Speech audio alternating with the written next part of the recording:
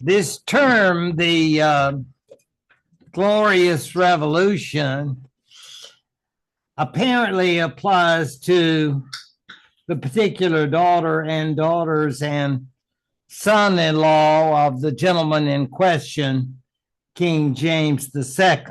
He still gets his number, despite his unfortunate demise as King of England. It's a de facto deposition, but it gets a little complicated as we think about it. Glorious for whom?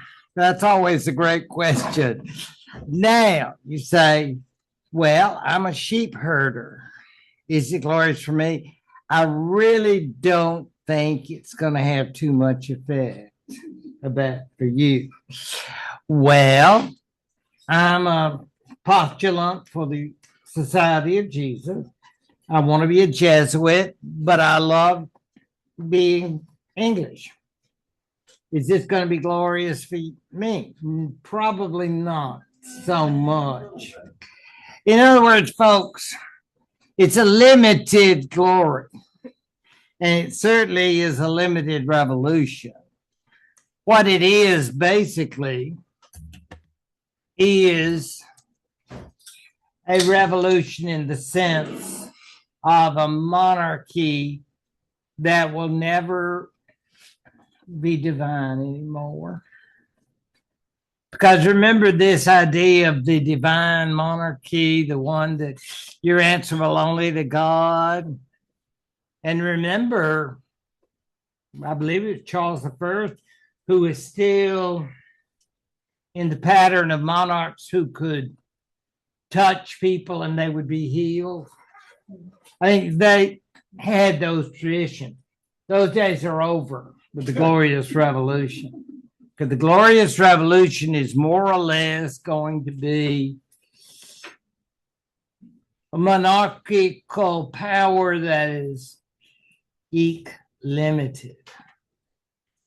No fun there. I mean, this has been going on for centuries, hasn't it? The disputes over the authority, remember Magna Carta and all the rest.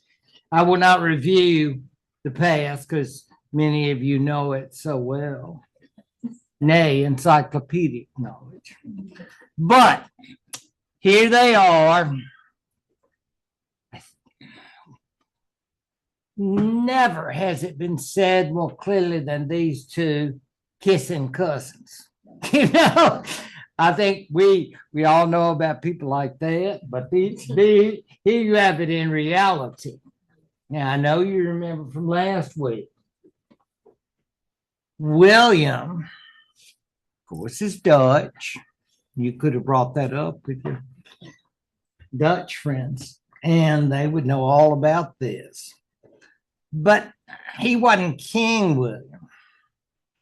He was just a stadtholder, as they say, leader of a state. But his mother was the daughter of Charles I. So, in fact, he had royal connections. And how did he get to be Dutch? Well, she was married off to a Dutch leader. So, but she still has her English blood. So they have a son named William. I mean, you know, he knows English and Dutch. He's bilingual, obviously. And he meets cousin Mary, who, and you say, I wonder how they met. Was it something, a blind date or something? No, I don't think so. I think they were there in the Netherlands. Because remember, these children were brought up there. So James II was still a Protestant when she was born. So she was a Protestant then. So, and the fact they were cousins, not knowing a lot about genetics, they just seemed like a perfect combination. William and Mary, of course, reminds us of the wonderful college in Virginia and the realization that, as far as I'm aware, this is the only king, queen monarchy that we've ever seen. If I'm missing one, and I thought about this, Philip II, he wanted it real bad under the first Queen Mary, right? But so far as I'm aware, this is the first and the last. I'm not sure William really wanted it, but he was basically told, if you want to be King of England, and I know you do, it's going to have to be dynamic duo, because she's really the reason you're getting it. Because we understand his claim was through his mother. See? And her claim was through her now deposed father. Sounds weird, doesn't it? But that's the way it is.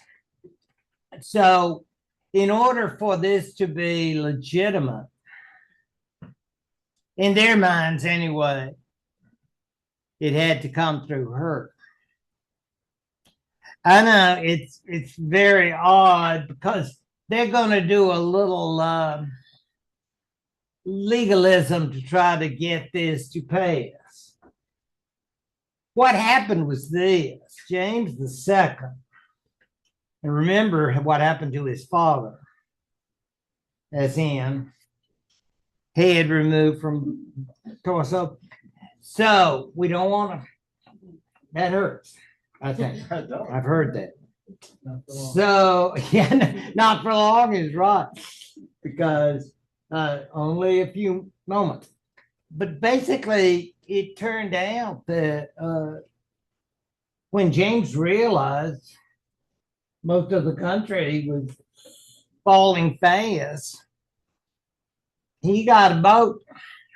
I mean, it wasn't a great liner like some of you would be on, but but they got him out. I mean, so basically they ruled that was an abdication. I mean, in other words, you got out, you left.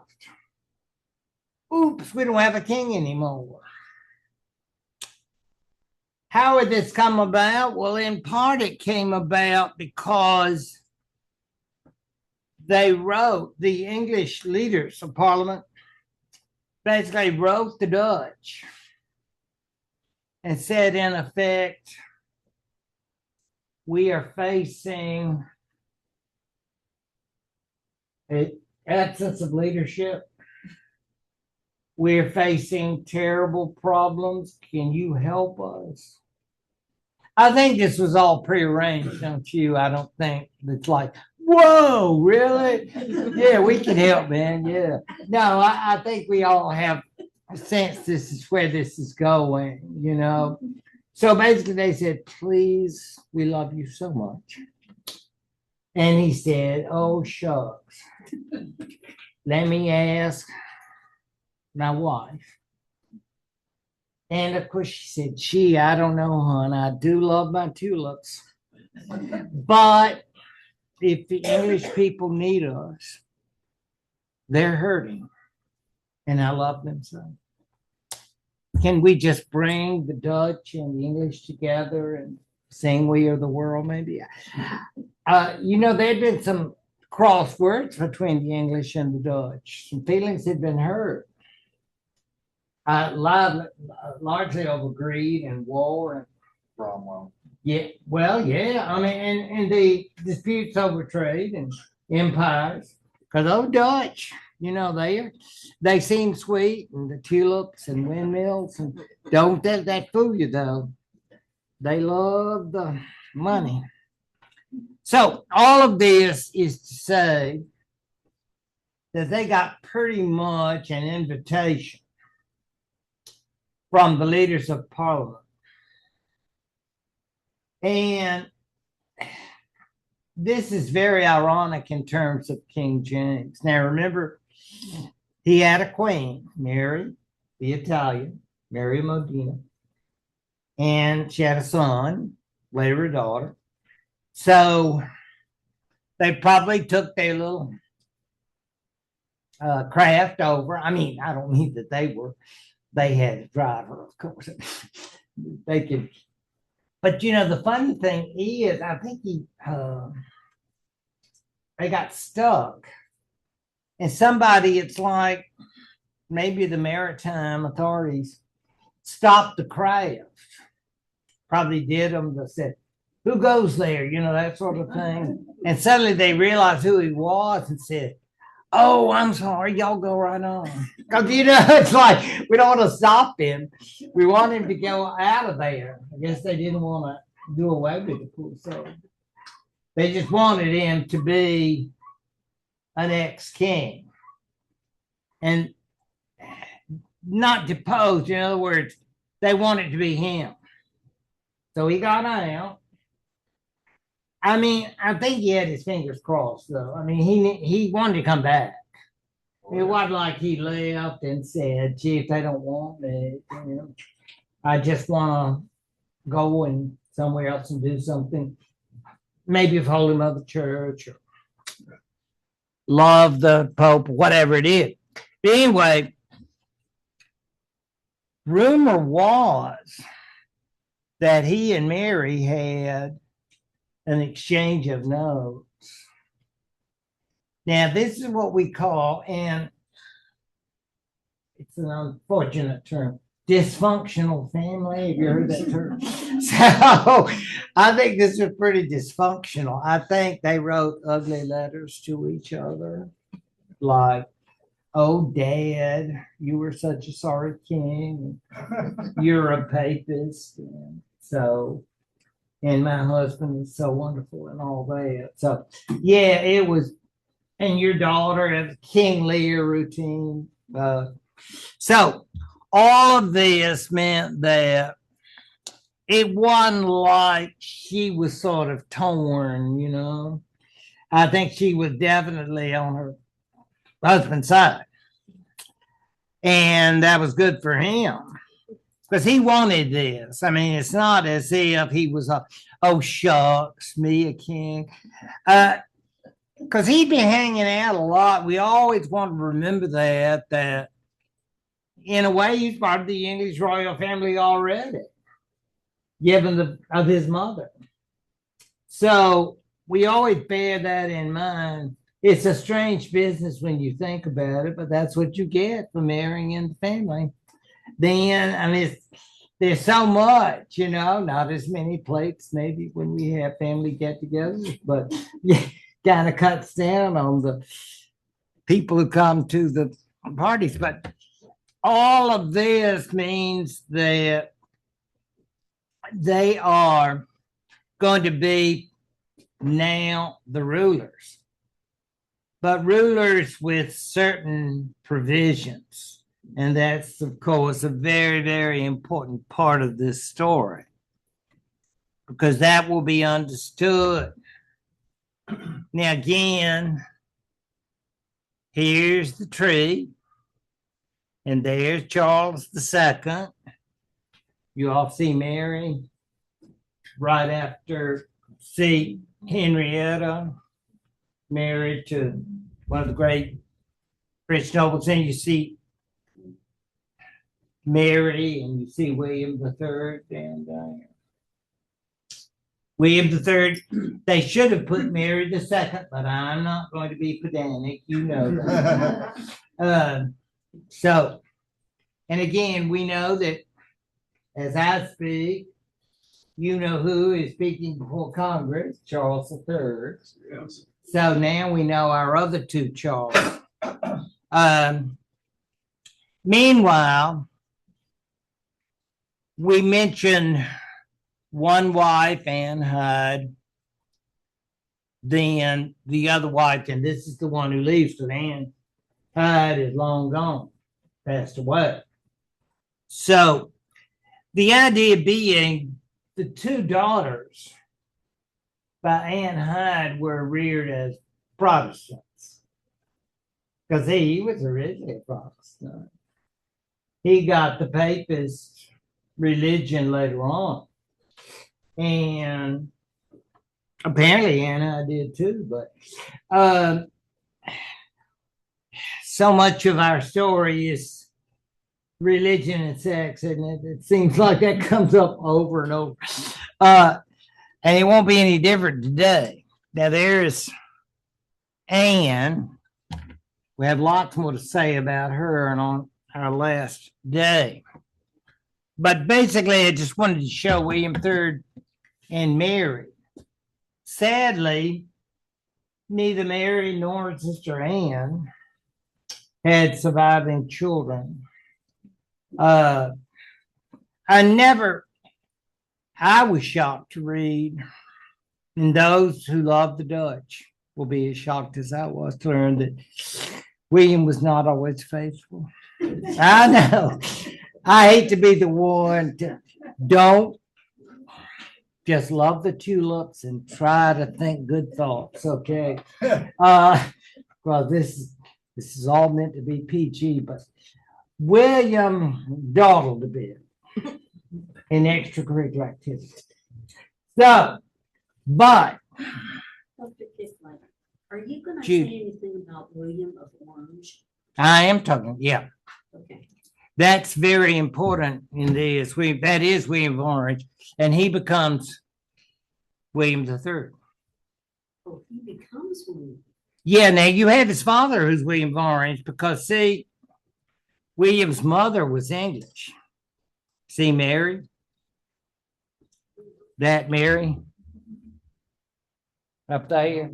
Wasn't there a William of Orange that fought in Ireland at the Battle of the Bulge? Yeah, we're going right there. Okay.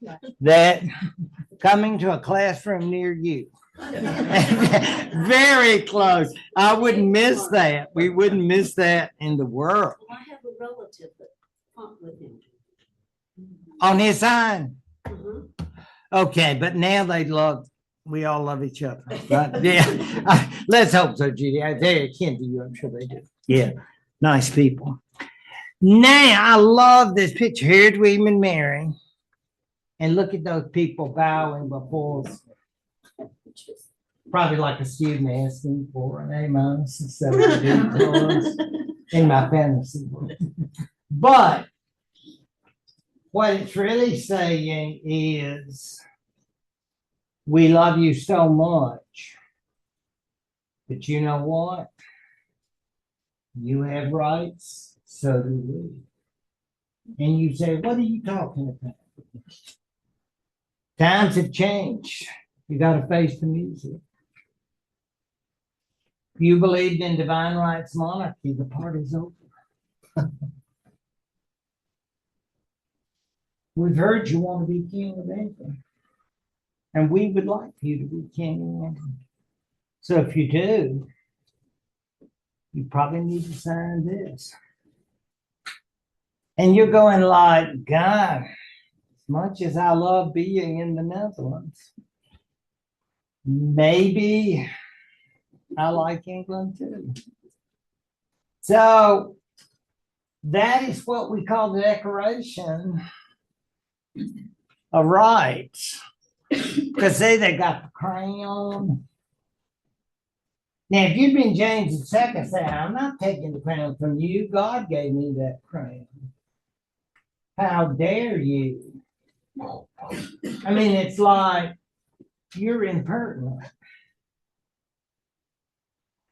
I'm sure William and Mary feel a little uncomfortable. Because even though they're kneeling, they're kind of telling you, here's the deal. And you're thinking like, isn't it worth it though? It is. I mean, it hurts a little bit. Yeah. So if they were Catholic, they probably wouldn't have done that. Is that right? I mean, no. Was there no difference between the way Catholics looked at women and Protestant looked at women? Women. Okay, that's a whole nother question. Yeah. I mean, in what sense? Well, the priest didn't marry, and so there were no women in the church that had any power or political Well, power. go ahead. And so I'm wondering if they'd been Catholic, would that have been less acceptable to a Catholic? Oh, to have a audience? William and Mary? Yeah. Well, I don't know about that. I mean, the only reason Mary wanted, the first Catholic Mary wanted her husband, the Catholic Philip, to be co-king, co-ruler. Okay. So yeah, I don't think that's the problem. I'm not saying they want to give equal rights, but it's just monarchs are in a special situation. But that's to say, William and Mary tend to be an anomaly, and they gave us that wonderful college name because it's one of the oldest colleges in the country, as historians of colleges know. Goes back to the late 17th century. And it's expensive to go to William and Mary too. It's not it's not. So if you're thinking Southern Union, William and Mary, no. There's a difference. There's a different bill. Okay, just saying in case you were wondering. The whole question now of who's really the king will lead to, yes, another split. The split here, some of you will remember this term, possibly from History 102, the quarter system. Remember we had jurors and non-jurors? Because sometimes people like to sway jurors. Yeah. Not swaying in a bad way, but taking an oath. And an oath in this sense means, this is my king. I truly believe. Well, if you are a Catholic, you probably don't believe that William and Mary are the true kings. And I'm going to use the U word, usurpers. Yeah. And that's not good. And Protestants to boot. So they're going to hell and they're usurping. They're guilty of usurpation. So they will not take allegiance to the king. I mean, I would. Well, maybe I just lie, but yeah, these folks are so dedicated to the cause. The jurors and non-jurors then will be jurors are people who will take the oath to William and Mary. And if you're a non-juror, you will not take the oath because you believe that her father, King James, or Uncle Jimmy, as William called him, is the true king. He just stepped across the channel. Does everybody understand that? And if you are a non-juror, see what I said? Highly suspect. I mean, it's like you could have the un-English committee to investigate them and bring them for testimony. It's like if you had a parish or you held a church and somebody started messing around with you and say, what do you think about our king and queen? And then if you sort of like tried to, you weren't just coming out and say, oh, we love them so, and all that. You might be accused of being a non-juror. J'accuse, as we would say in Paris. Yeah.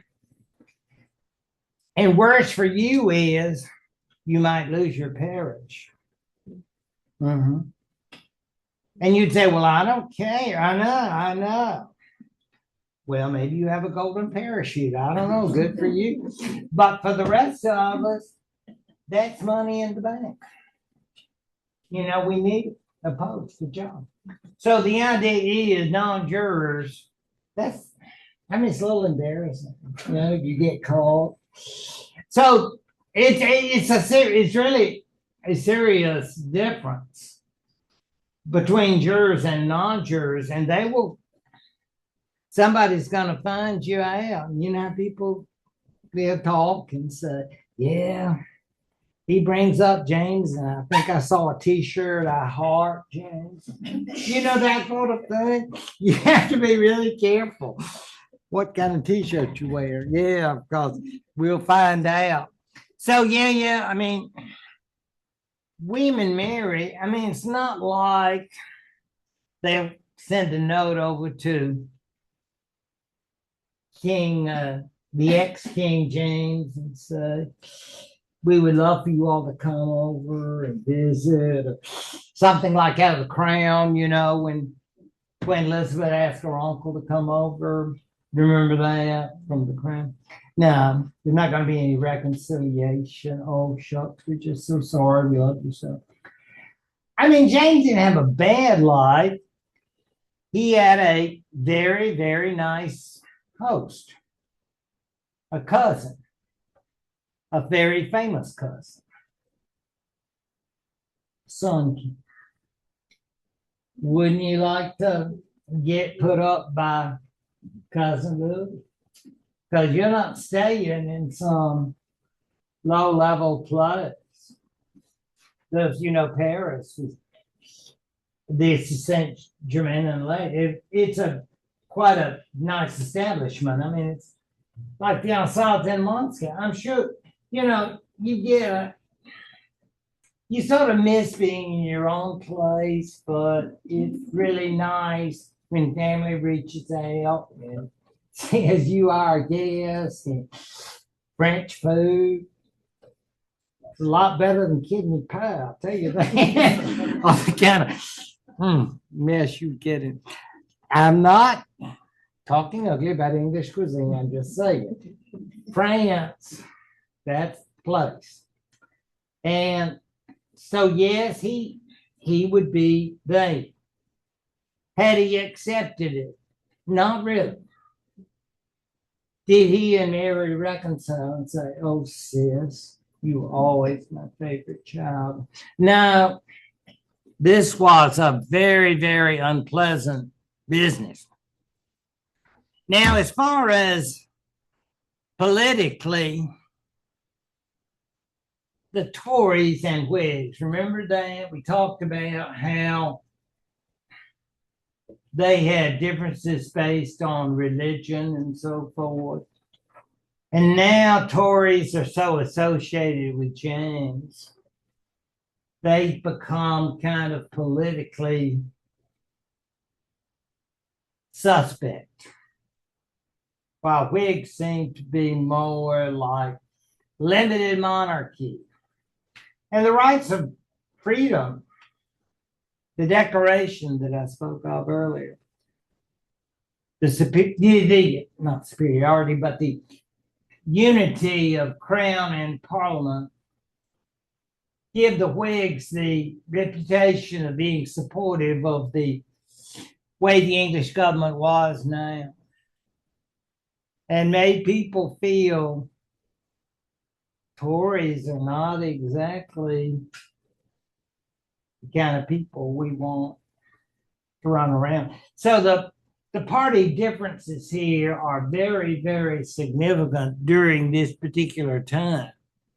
Again, the Tories might be associated with the non-jurors, and they are the outs, right?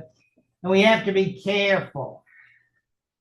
Again, if they'd had some sort of Secret Service, I wonder if they would have investigated, brought in French intelligence to tell, maybe they're running over to Paris to get in touch with Louis and ask if they're getting cash payments from the French crown. That is to say, James and his family. So that will go on for a very long time. And William loves it in the sense that now that will make the now king William and Mary much more acceptable to the vast majority of their subjects who are Protestants by now. It seems like only yesterday it was a Catholic nation, but apparently they had accepted that change. But now, Judy, here we come to the great battle. And a very important place, and on your Irish trips, I'm happy to tell you, there's a gift shop. Oh, yeah. Yeah, you can bring back postcards, mugs, t-shirts. The Irish have many tourist items that you will love to display proudly in your homes, I'm sure. The reason for the particular selection, which is in Eastern Ireland, is because advisors of the late King James and who wants to be the revived King James found out, they were polling, I guess you would say, they think of, vote among the Irish and say, how do you feel about William, like, dislike, or don't care, whatever? Or do you ask them, how do you feel about James? And of course they go, we love James. Yeah, Catholic. He's Catholic. He loves the rosary. Ave Maria, you name it. And you're thinking, will that really play that much? It does. Because, I guess the Irish love tulips. I don't know. It's like, doesn't do it for them in terms of William and Mary.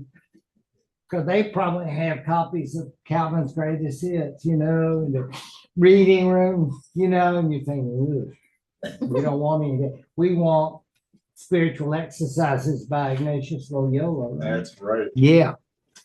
So the idea is this choice in Eastern Ireland, so they said.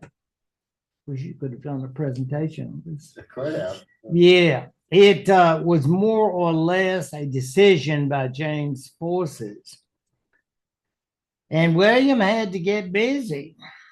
Because, this particular encounter occurred in 1690. So he hadn't been in power that long, and he had to snap this out.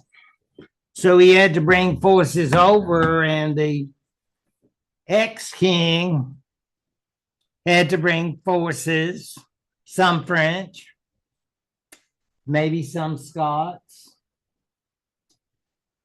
and some Irish, maybe, all to face William's forces. And of course, My relative was Scotch. oh yeah, Oh, yeah. oh definitely, yeah.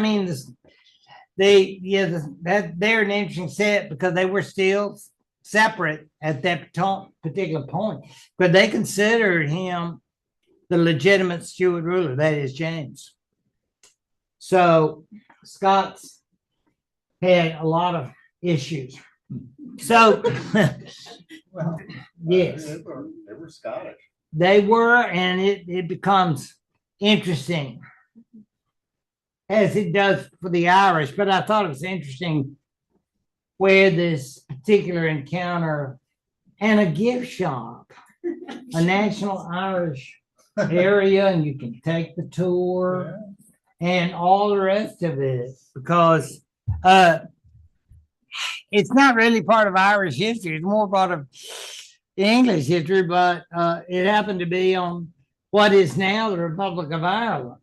Because remember, all this was under English control at the time. This was, remember, 1922. Remember that year? I mean, the independence of Ireland. So it's pretty late in the day, isn't it? So during this time, undoubtedly, there were Irish fighting for King James. Or maybe they were just fighting against William. I don't know which, but I don't think it was completely in doubt as to the fact that William was going to win this. In any event, the English side, that is to say, William's side, was much, much larger. So I don't think this was exactly what you call a fair fight. But we all know how it ended with the return of King James to France. Back to France. And it's it. I'm glad we have a nice home here with Louis. But Louis is gonna, because that means he'll be there permanently until he dies. And he is there with his two surviving children by Mary. Again, we'll always find it interesting to think about the differences in ages, but remember, when they were married, he was 39 and she was 15. So I stress that because these two are not their only children. They had others, but they were either miscarriages or did not survive. The woman, this daughter, I think she made it to 16 or 17. Tuberculosis we just can't realize, but you know, when you do medical history, you learn about the kind of diseases that would be unimaginable nowadays. I mean, in terms of, because we all had to have the shots, right? So, but all of that, of course, used to make everything at their palace very glamorous. And I guess for being an exile, it's very nice, but I'm still saying, I'm not sure the other sides are. There's better accommodations than the tower. And well, yeah, but you think about the Marcos. Don't you think they miss the Philippines sometimes? I mean, sometimes Hawaii is mighty nice, but sometimes you want to be home. You know, you get homesick. But they had a nice palace. Merci, cousin Lou. But you know, we have a little income, but not much. So what can we do? We can go hunting, play chess, go to mass. Because remember that France is still a Catholic country. All of this means that, look at our little boy, and he's named James too. And you know what he's gonna hear? Oh, daddy, oh, mommy. I love Uncle Louis, but when are we going home? I may not go home, son. But you know what? Come sit on daddy's lap. You'll be going home. Yeah. Oh, Dad, I want to do that. Yeah, I want to make this sort of a Timmy Lassie story. I mean, it's basically like little Jimmy brought up that I'm going to do it, Dad. You'll be so proud of me because you'll be gone. But because are you saying Cousin William and Cousin Mary are damn heretics and are going to hell? And you need to get it back. And there are people waiting who love you very much.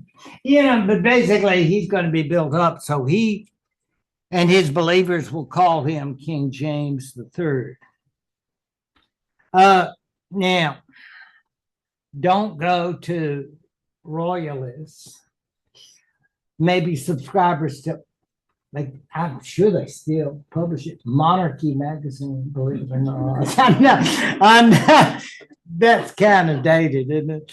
But the latest issue and say, you all have a James the Third, and they'll be impressed that you know about that, but they don't count him. But they have lots of pictures and ideas of what it's like to be exiled, because you're not going back after the Battle of the Boyne. I mean, that's it. So, Judy, did your ancestor fight with the? With William. Okay, the side, the winners, yeah. So, yeah.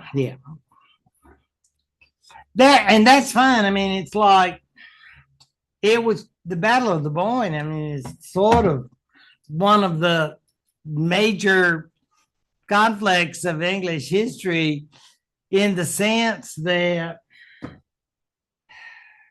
you Catholics are still, you're not doing well. It's going to take some time, because you all are troublemakers, and I wish you had read your Calvin. You knew some Lutheran hymns. It's like, it's so very odd to think, though, that how significant this will be for the Catholic cause, because, and again, this is never to say this glorious revolution was glorious for anyone that was not what would they call it in sociology, the power elite, or they use, those kinds of things. Because again, if you're like the regular folks, I don't think William and Mary are going to say, "Oh, little people, I want you to get a higher cost of living raise, or maybe a dental plan." No, you're still going to do without. You come on to the 20th century, and we'll talk about it then, but we're not talking about it now. Whether it's William and Mary or whether it's going to be her father, the masses are still definitely kept in control. But after the end of the revolt and the king's failure, his followers will always, I think they get together sort of like secret meetings, like maybe early Christians. And it's like, hey, y'all want to meet? That kind of, you hear that voice kind of like, because it's illegal, which makes it even more fun. And what do we call you people? Jacobites. From Jacobus, from your Latin. Then you will now. You're about to. James. Jacobites, you support James. Because, see, you can't walk around the streets of London and say, "I heart James." I mean, that's illegal. You could be brought in for questioning. So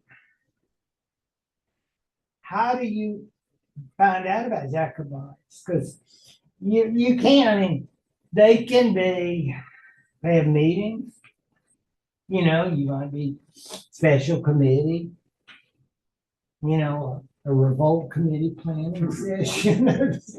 And because, I mean, they never give up. It's not like you say, "Oh, well, let's all get around William and Mary and let bygones be bygones." No, I don't think Jacobites are into that scenario. And many of them are Catholics. Yeah. See, Frank? Sort of amen me on that. Jesuit working everywhere. Yeah. I mean, Jacobites, you just don't know. You could be living next to one. and thinking and they could be bringing more into their cult. Yeah, remember cults in the, what was it, 70s, 80s, like that, the deprogram. Yeah, but it's very interesting. I mean, there are tons of them in Scotland, which I find very ironic because the Scots are largely Protestant, but they love the loser. And so that is the idea that they are against William and Mary and they are for King James. And little Jimmy, who's growing up, he wants to make his dad proud. So all of that fascinates me, but much has been written about these people because they will go on until the middle of the 18th century, being a very, very, not large, but a significant group of malcontents, dissidents, whatever you want to say. I don't think they really had a platform of anything, but they basically did not like the current government. And for sentimental reasons, I guess, they wanted to bring back James as the Stuart, the legitimate Stuart monarch.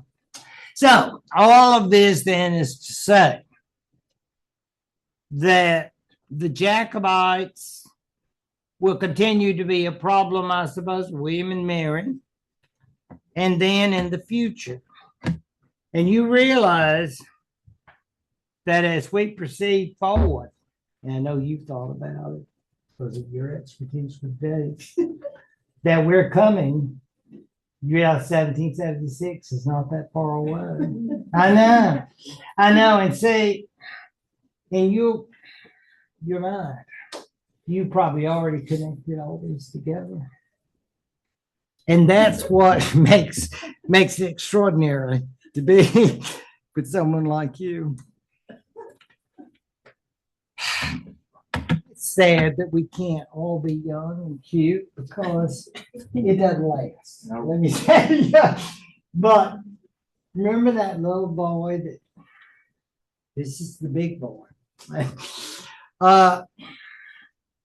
He came to be known as the old pretender. And he was so cute. He was little. But now Dad is gone. And those claims, supported by the Jacobites, will continue on, and he will lead an unsuccessful revolt against the monarchy. He is a Stuart. He is the son of the ex-King James and Mary of Modena.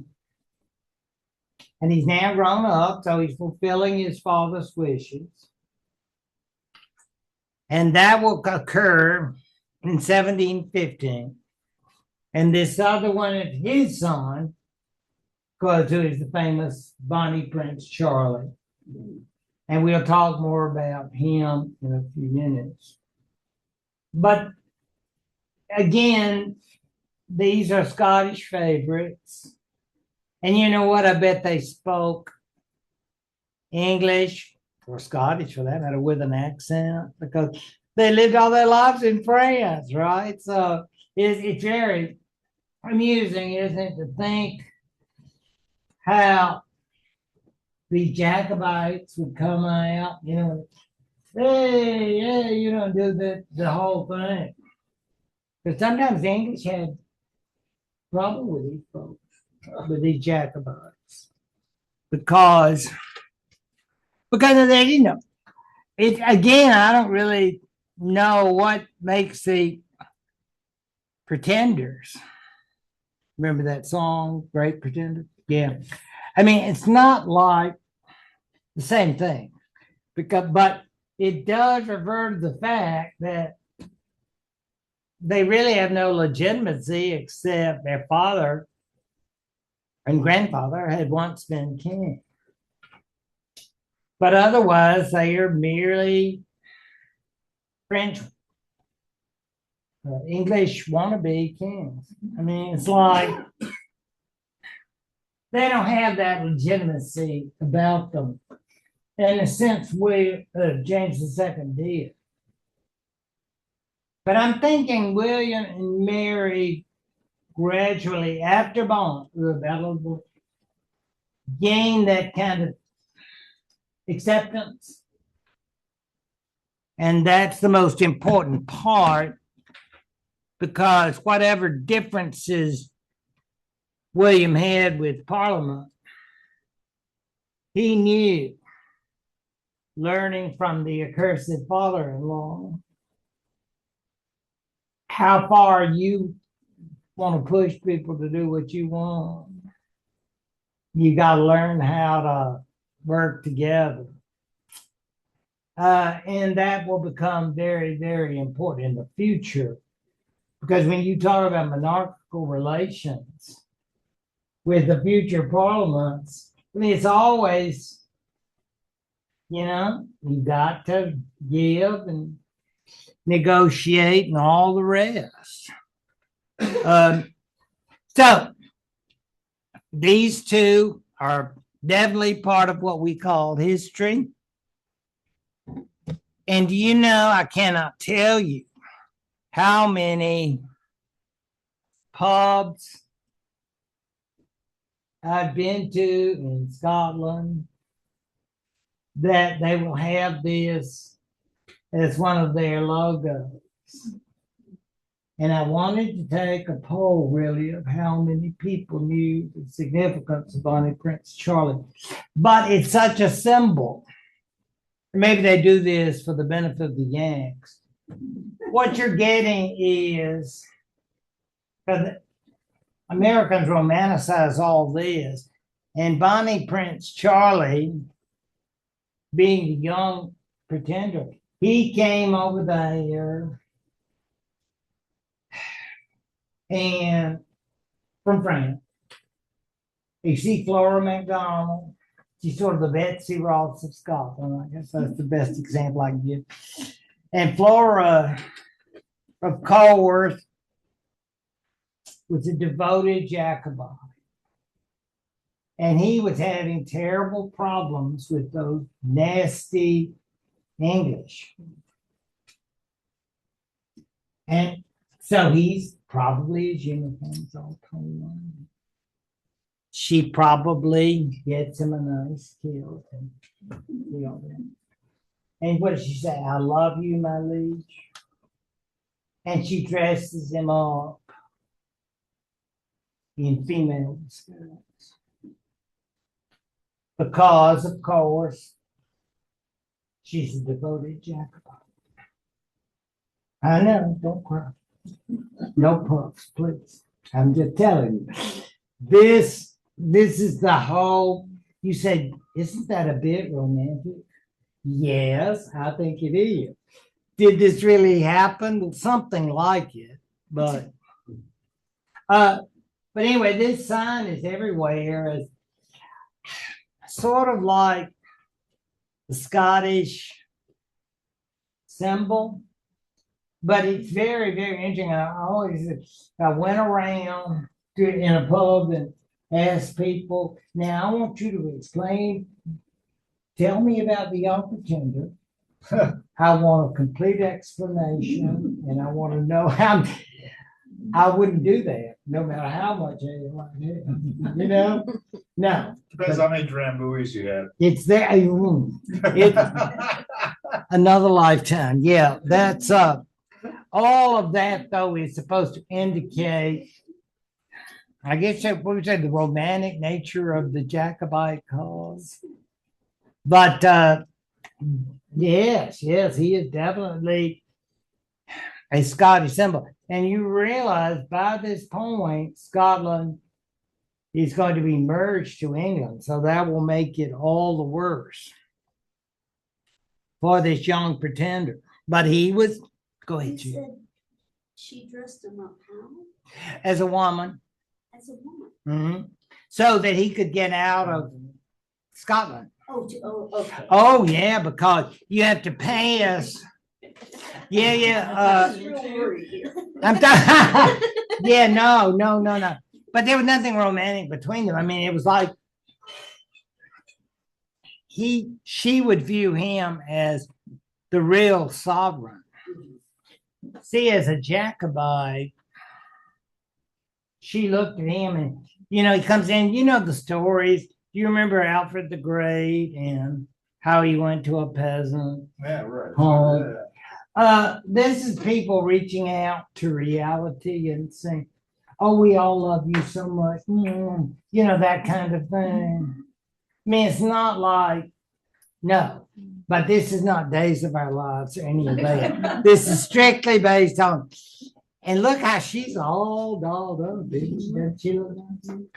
But anyway, she is the Jacobite agent. Because see, she could go chop chop. She could, yeah. There could be big problems. You don't have to do it just in London. We can take care of you in Edinburgh. Yeah. So she's being very brave. But anyway, he could pass, I guess, by sort of doing the female attire. It's a very interesting tale anyway. That is Bonnie Prince Charlie. And guess what? He ended up back in France. But by this point, the Stuarts had become in France persona non grata, and that hurts. But you have to move on. This has been going on a long time. So the French have to bring him in and say, we love you, Stuart, so much. And we're glad to have you come to Mass. This is the way people tell you when they're going to fire you. It's like, we want to wish you all the best. But what that would mean is he'll have an opportunity to travel a lot. You're not getting any more cash. He'll probably spend a lot of time in Italy. His grandmother was from there. Yeah. And he will womanize, drink more than is good for him. Yes, liver issues. And so he's not going to always be like, say, I'm sorry to have to say, but he will. I mean, you get to stop by and see the Pope and things like that. Yeah. I mean, but it's like we need some cash. I don't suppose he ever gave up the hopes of retaking it, but it wasn't going to happen. So Bonnie Prince Charlie brings that particular episode to an end. Now, as far as fighting is concerned, here's another great one. Yeah, that's a big one. The Battle of Culloden.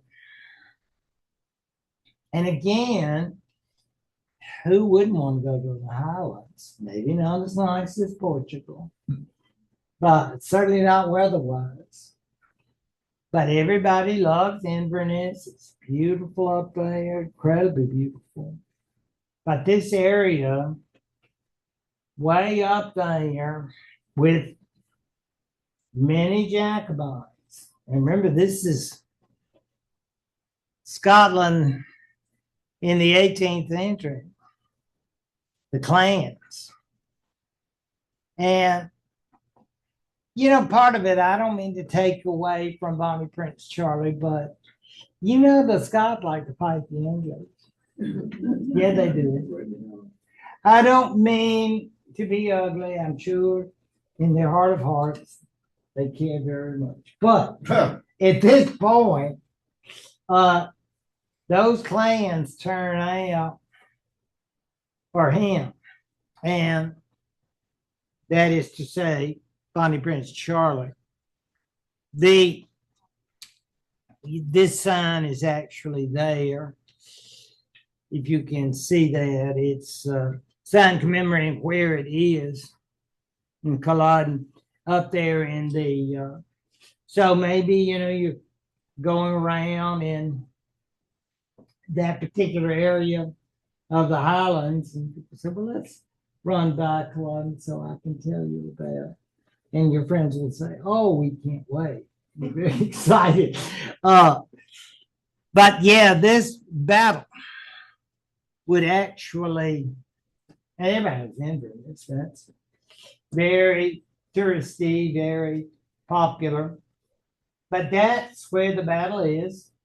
And this battle would bring, well, people we're going to talk about. He was the Duke of Cumberland. William. Mhm. And he was part of a new royal family. We're going to see that. But the battle is important because it's the end, the real end of the Stuart cause. But you know how it is. Lost causes can be very popular. So in this case, but the English, led by their new kings, will definitely continue on to try to root it out. I mean, if you are a Jacobite, I wouldn't say anything in public. I mean, they are going to have, because now, after this, and remember, 30 years before the Declaration of Independence. No. Yeah. I mean, time's moving on. Do you want to talk about the flower names of this Mhm. battle? You Yeah. want to mention that? The idea, yeah, go ahead. Oh, okay. Well, all right, so as you mentioned, William wins this battle, and he's gonna go on to bigger and better things. And because he won this battle, the flower, Sweet William, which many of you I'm sure are aware of, is named after him. Okay? In Scotland, they have a different name for that flower. They refer to it as Stinkin' Billy.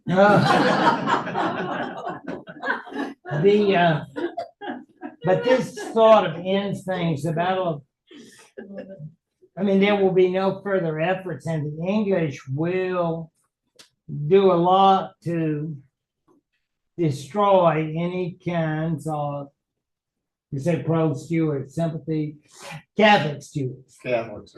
because that will be the major issue. Because I mean, they could care less about, as we will see, there are no Protestant Jews left either, because we've got a whole new other royal family. So we'll see about that momentarily. But that is Culloden. And so as I put, Catholic Stuarts are now part of history. No longer after 1745, 46. There are no further efforts of the Stuarts to come on. You say, well, after Bonnie Prince Charlie, there really isn't a successor if you stop and think about it. He had no child. And he, after the defeat, he led a life. It wasn't good. Traveling. That's And a nice way to put it. looking for going on a fundraiser. But more or less, that particular issue was gone. Meanwhile, the current government in England, the one that had sort of begun with William and Mary, will now bring Scotland to task, might say Reconstruction. We are going to make sure that we get those troublemakers.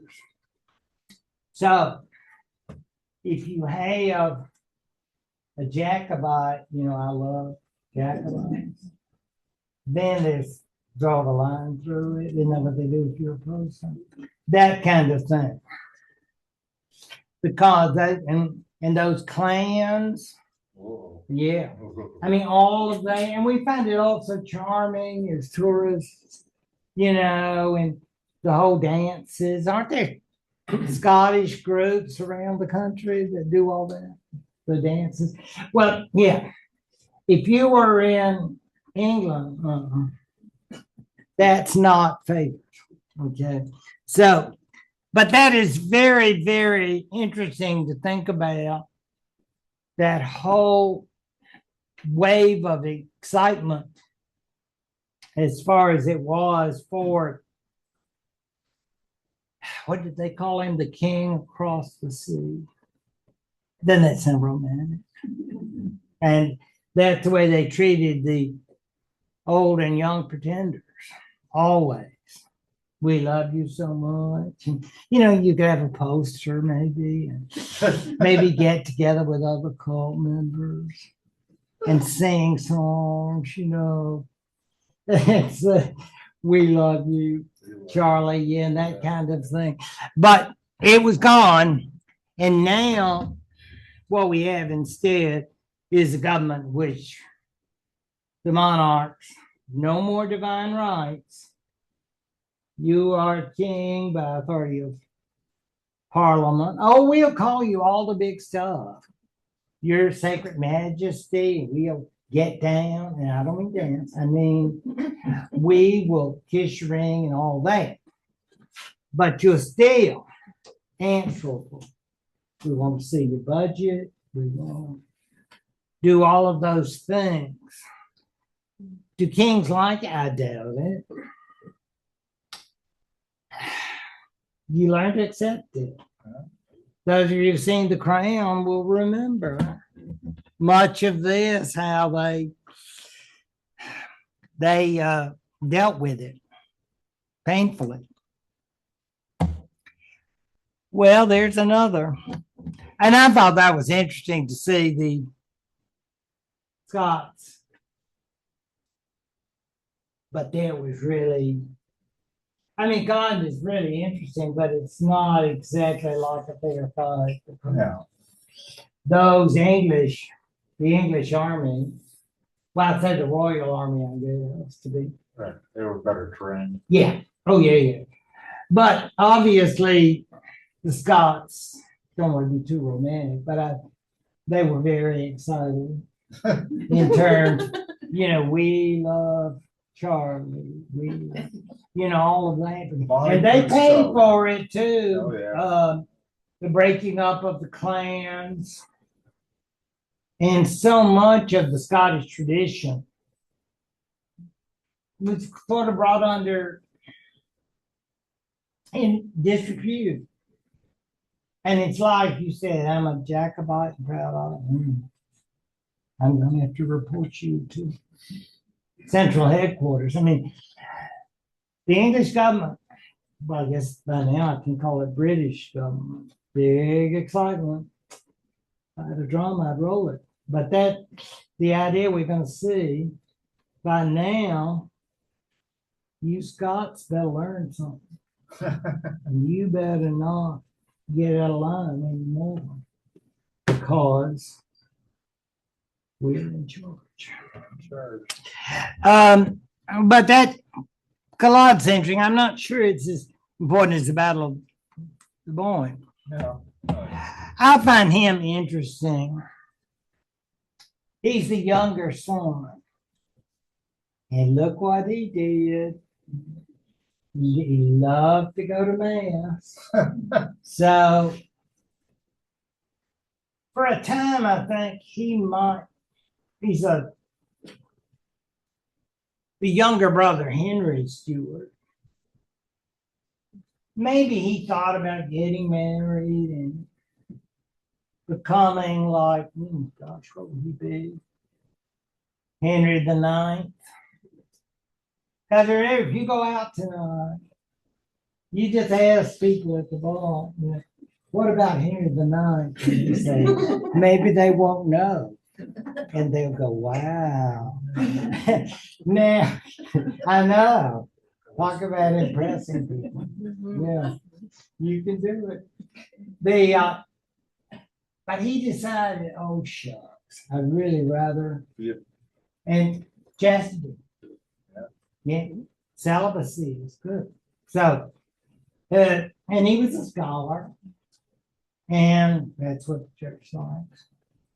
And really, the fact that he is now a churchman, I think you say it seals the deal in terms of Catholic stewards no longer being a force, because he's not going to be part of some movement to try to take over the British monarchy. But Cardinal York, he is the last. I think I told you that Bonnie Prince Charlie's father, his sister had died as a teenager, so there was nobody in that line. So this is the end of the line, because this cardinal, and he became, I guess he lived there in Rome, and he had a job there, and a busy one. But that means he probably waited to become a churchman until he was certain there was no future for him in terms of the monarchy. And of course, by this point, the French had moved on. So they had no interest in this particular cause, that is to say, the cause of these Catholic stewards. I mean, it was nice back your grandfather's time, but not now. We have our own issues. Remember, 1789 is coming. Right around the Yeah. corner. I know. And you have to, I mean, it's like you always connect these things. All of us can't be expected to remember every day, but these are so obvious in terms of the knowledge that we have. But anyway, I thought it was interesting that he is there and still praying for those family who had a lot of their troubles during his, including his brother, who had their difficulties. But the Henry, like his brother before him, they were all part of these Jacobites. So if you were to wear a Jacobite t-shirt, it'd be like somebody seems like, what is that about? It's like, I don't have any idea. Bring up something like the area of Serbia in the 1990s. Remember the wars in the Balkans? Yeah. It passes. Very exciting then. I know. But in the 90s, we talked about it. We sent troops in, UN, and but it goes. So you can't bring it out and just say, does everybody want to hear more about the Balkans and the disintegration of Yugoslavia? And expect them to go, oh, please, sir, please talk about it, discuss it. Your hopes will be dashed. I promise you. But that's the truth, though. The Catholic Stewart cause, long gone. People had other things to complain about. Yeah. And one thing they like to complain about is those Tories. You say, but I love Tories. Well, maybe you do, I'm glad for you. Well, I'm very happy. But the fact is, Tories are now associated with Jesuits. Yeah. And other bad things. Or maybe you like Jacobites. Are you one? It's that kind of thing. And you say, isn't that a little paranoid? Well, yeah. But that's how it is, though. Because remember, the Tories are the ones who always talked about we believe in divine rights. Now it comes back to sort of hit you in the head, doesn't it? Well, the Whigs say, and we've always stood for limited monarchy and go big P parliament, House of Commons, House of Lords. So that is what will happen as far as that is concerned. Now, of course, we will have the issue of what happens when William and Mary are no more. They had no legitimate issue. It's interesting. I think she had some pregnancies, but none that resulted in a child. And again, maybe that was for the best. I'm not the judge, but cousins, incest, and all that. But whatever I know, it's just, you don't want to, but maybe it was for the best. But remember, she had a younger sister named Anne. And so Anne would be the designated heir. Mary died before William. I imagine William was looking around the younger women and thinking about, maybe I'll get married again. But I think it must have been too late, because we understand about, what do they call them, fall and spring relationships, when people marry. Yeah, I know. Somebody, you marry somebody. Yeah. But you marry someone much younger so that she can have babies. So that was the idea, but apparently William did not do that. So he had no heirs, but the plan was that the throne be passed to Anne, the other daughter of James II.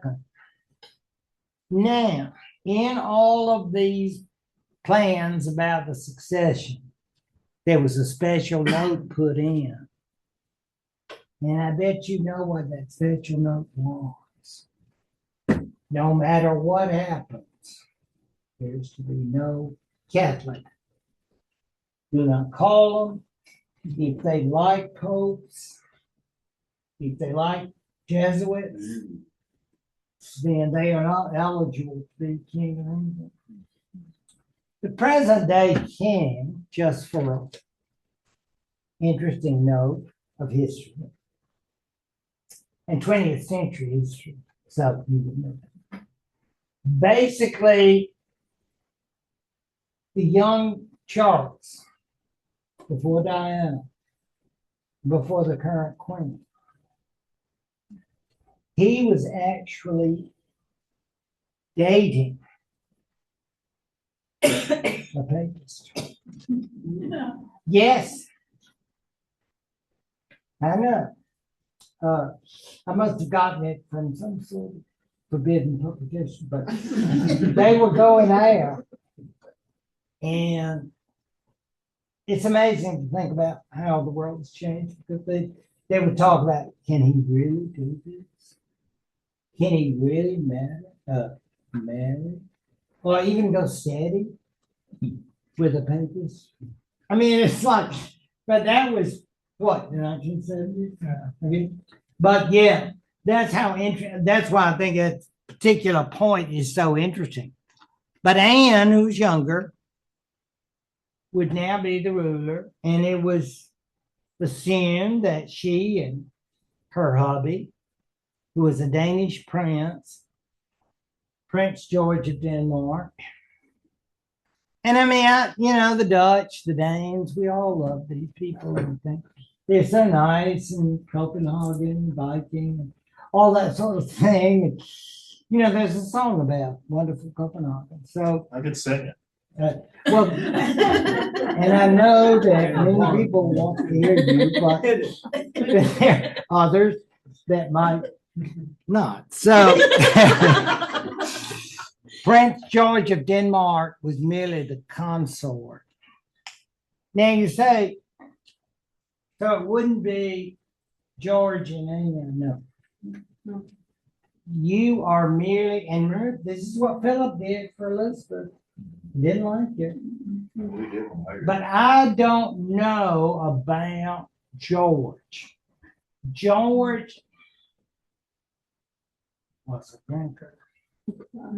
And I mean, a problem drinker. So George was okay with just being consort. And let's face it, by this particular time, Parliament is moving into greater authority. So we're going to find a time that Anne's going to have to listen to many advisors and other people, and George is going to be there. I'm sure he was there because she had 15 pregnancies. And you've got to be there. You can't do this by Pony Express, right? You know, no. I know. My Blue Heaven. I mean, yeah. I won't sing. Don't worry. I'm going to control myself. That one I don't want to. Okay, yeah. But, oh, and you'd be so good. But, yeah, the idea is that Anne will be the last of the Stuarts. And you think, gosh, maybe she could have her Catholic cousins come over from the continent and a hug and say, I'm just sorry.